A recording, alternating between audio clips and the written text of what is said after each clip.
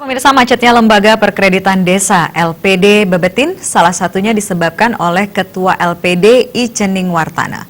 Wartana terbukti menyalahgunakan kewenangannya dengan memberikan kredit kepada sejumlah orang tanpa melalui prosedur yang berlaku.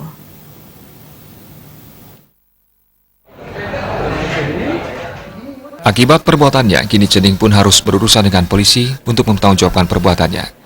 Tersangka Cening menggunakan uang milik 3 nasabahnya sebesar 2,4 miliar rupiah untuk kemudian dipinjamkan kepada warga lain di desa Bebetin.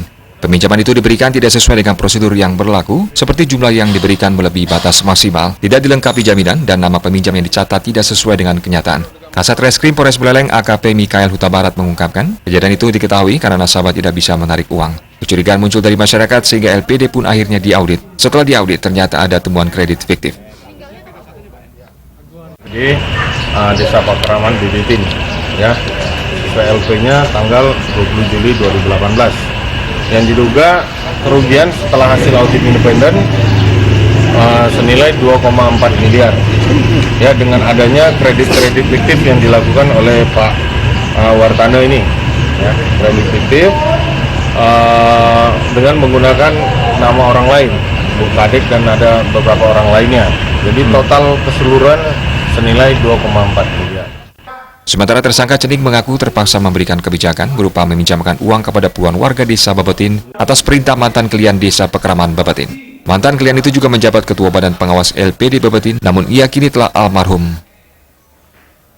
Orang dengan pinjaman beberapa orang itu dan dikasih disuruh oleh klien desa adat itu sebagai ketua badan pengawas yang dulu kan.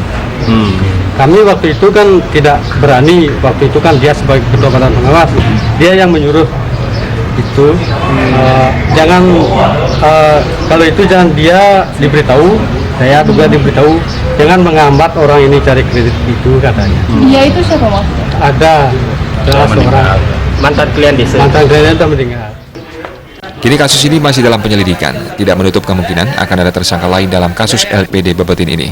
Komang Yuda, Bali TV.